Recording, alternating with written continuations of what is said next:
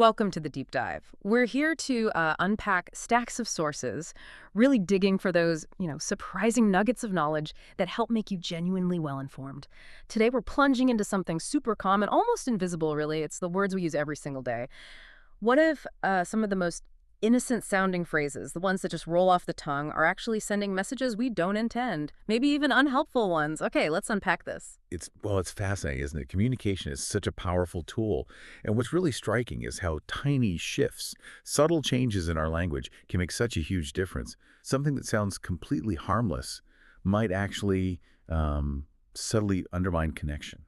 Or create anxiety, unintended negative feelings, No. often without us even clocking it. Right. And for this deep dive, our guide, our source material is excerpts from Nurturing Communication, from commands to connection. It looks like a real gold mine of insights. Absolutely. And our mission today basically is to pull out the most important bits of wisdom from these excerpts. We'll be focusing on those common subtle commands and bits of negative talk, trying to understand why they can be unhelpful, the psychology behind it, and, crucially, discovering positive, encouraging alternatives, things that actually foster connection and understanding. Okay, so let's dive in. Let's set the stage for these common phrases, starting with those, simple observations that, like you said, can land very differently than intended. For instance, take the phrase, "Look at that grin." Seems totally positive, yeah. It does sound positive, and usually the intention is positive, right?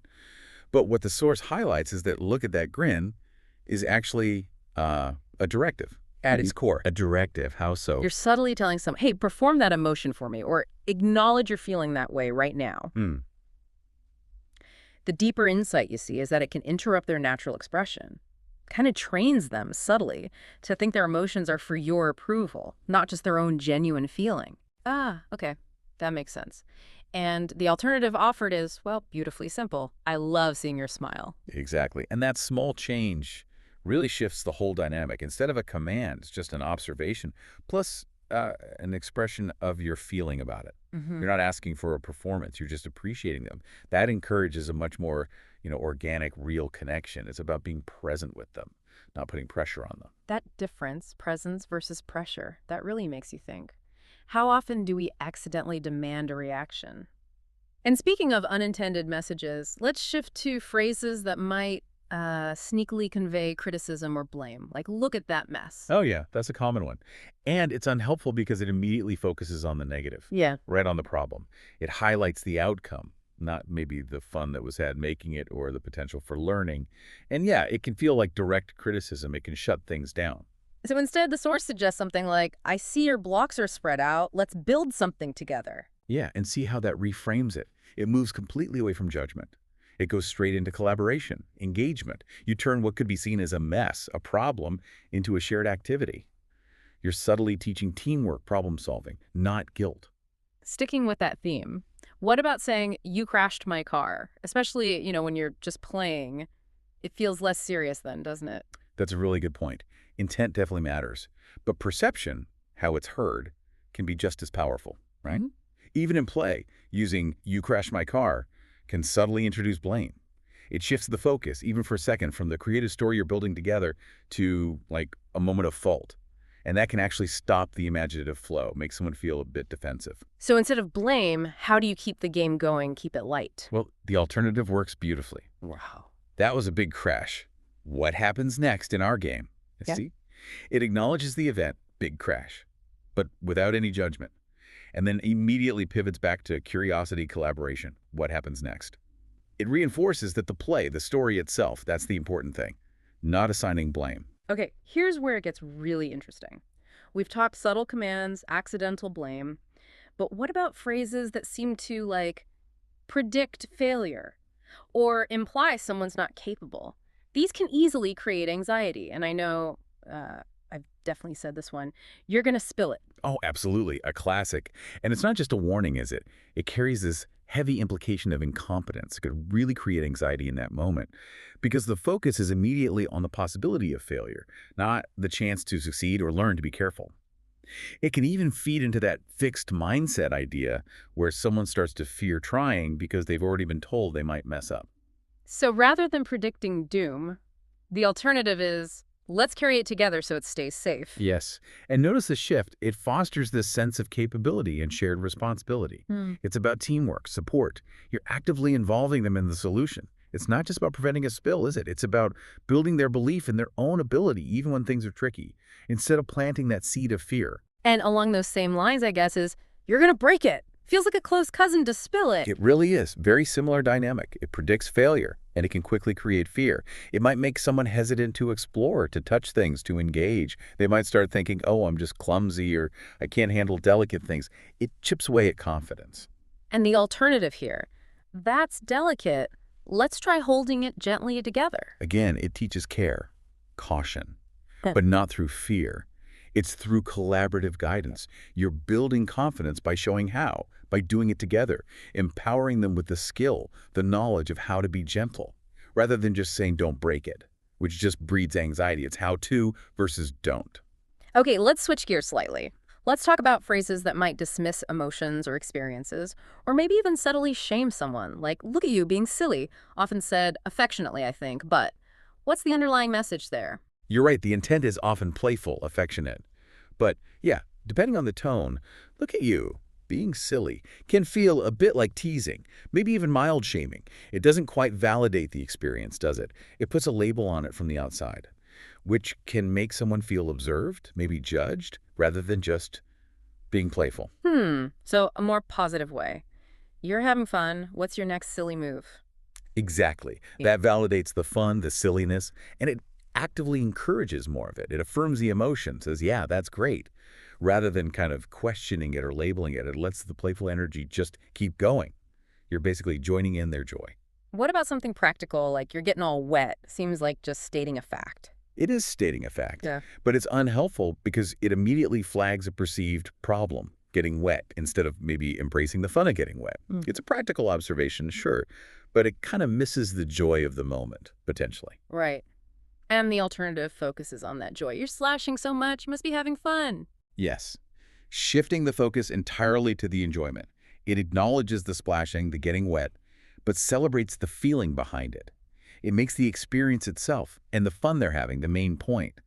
It turns a potential minor hassle into just shared delight. Okay, here's one I think many of us have used or heard. It definitely hits home. Don't make that face. Oh, definitely. So common. And the issue isn't just about stopping that specific expression right then. Think longer term. Mm.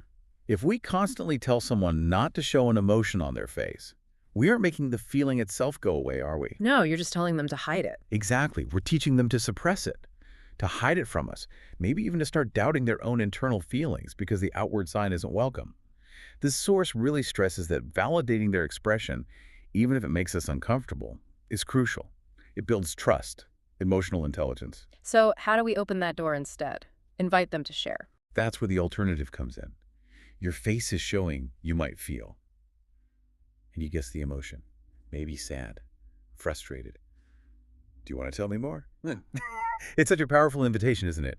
It opens a direct conversation about feelings. It helps build emotional vocabulary, uniliteracy, and encourages much deeper connection about what's really going on inside. And relatedly, what about don't be shy? I hear that one constantly. Yeah, another really common one. Yeah. And it just dismisses their feelings, their current comfort level. It puts this subtle pressure on them to act differently, to push past where they feel safe right now.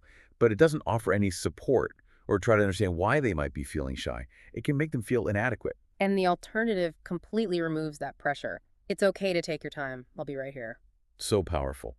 It respects their individual pace, their feelings, Yeah. and it offers supportive presence without any pressure at all. It creates a genuinely safe space. They can engage when they feel ready, not because someone told them they shouldn't be shy. It builds security, not forces boundaries. Okay, let's shift again. What about phrases that just stop a behavior but don't really guide or teach anything? Like a direct command, stop banging that. Right? It's purely reactive. It focuses only on stopping the noise, the action, right now. But it doesn't offer any guidance for that energy, that impulse. Where should it go? It just shuts it down, but doesn't build anything constructive. So a more constructive approach from the source, let's find something softer to bang on so it's not too loud. Yes, constructive redirection. It acknowledges the impulse, the need or desire to bang, but helps find a positive, appropriate way to do it. You're teaching a better way to express that energy. turning something disruptive into something okay, something channeled. Or how about this one? The one that strikes fear. Uh-oh, you're in trouble. Ugh, yeah. That phrase mainly creates fear, doesn't it? Rather than actually teaching or helping figure out what happened and what to do about it. It's punitive, but not really instructive. They can actually lead people to hide things or lie, you know, to avoid the punishment rather than taking responsibility because the focus becomes escaping trouble, not understanding consequences. Mhm. And the alternative offered, I noticed something happened. Let's figure it out together. And that just totally changes the tone, doesn't it? From fear to collaboration. It fosters accountability, sure, but in a supportive way. Let's solve this problem together. It moves away from just deterring with fear and towards understanding, resolving, and building that shared sense of responsibility. Learning from mistakes, not just being punished. Okay, and one last common one. Look at you all dirty. Ah, yes. The implication there, often unintended, is that being dirty is somehow wrong or bad, which can lead to feelings of shame, maybe self-consciousness, instead of associating getting dirty with, fun exploration or playing hard or working hard. It becomes a judgment on their state. Instead of judging, you could say, you worked hard in the mud, tell me about it. That's such a beautiful alternative. It completely validates the effort, the experience.